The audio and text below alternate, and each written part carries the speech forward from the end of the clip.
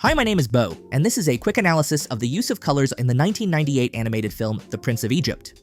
If you haven't watched the film already, I highly recommend it. If not for the story, then at least for Hans Zimmer's score, which is still one of the best of his career.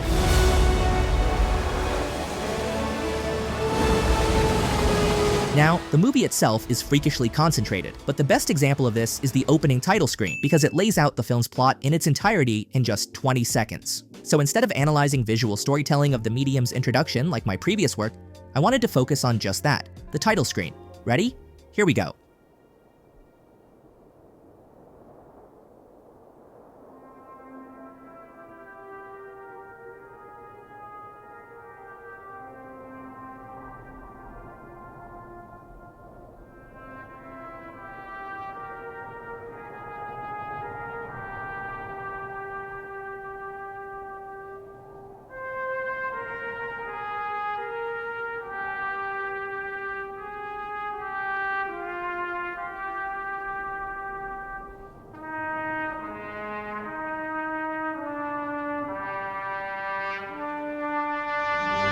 And just like that, the creators of the film laid out the hero, the villain, their struggle, the stakes, and the payoff without betraying any of their symbolisms whatsoever. Let me explain.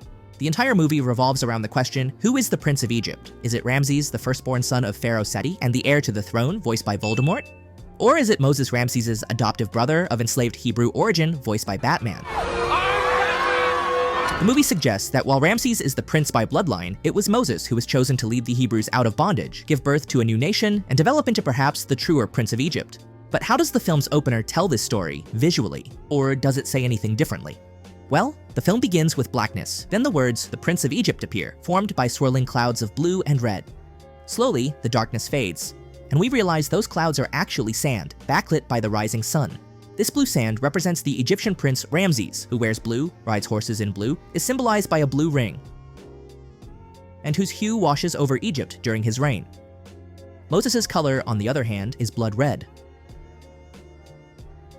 I mean, come on, they even went this deep to portray their corresponding color.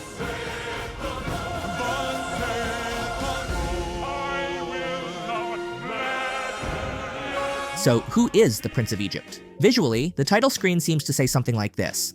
The movie will be a battle between two forces, blue and red, fighting for the title Prince of Egypt. But what the title screen instead suggests is that who becomes the prince is of little importance, like sand in the wind. What matters is the illumination that casts light beyond the black void, which is the sun, in this case, Elohim, another name for God.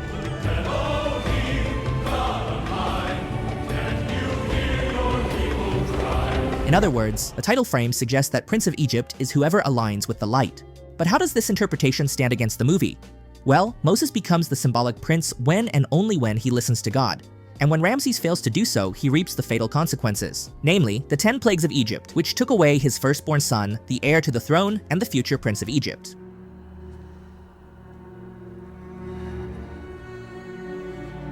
Also, I really don't know if this was intended or not, but the film also presents the idea of a purer prince, a sort of meta Prince of Egypt, if you will, because the prince could be of blue sand, Ramses, or of red sand, Moses, but it could also be just the sun itself. The fact that the dust is backlit by the sun opens up the idea of the meta hero, the promised prince, the king of the Jews. Get where I'm going at? This actually isn't my idea, but Moses is like the 6th or 7th attempt. The collective unconscious tried to come up with a meta hero as powerful as Christ. Okay, one final note. The Prince of Egypt title frame starts off purple, clearly a meeting of blue and red. In the middle of the movie, there's a scene where purple takes the centerpiece of the frame. When Moses wanders off into a cave and finds the burning bush, the bush actually burns purple. But why did they color God purple? Shouldn't it burn red for Moses, the morally righteous titular hero?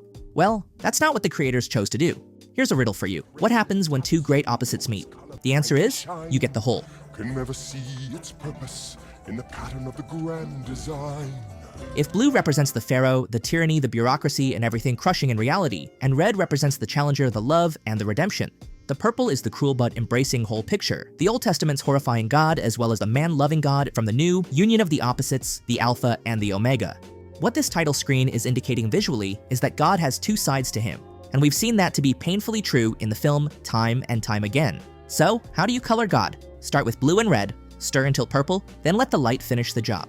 If you liked this video, I highly recommend watching my previous one where I hyper-analyze Link's prophetic nightmare in the 1998 video game The Legend of Zelda: Ocarina of Time.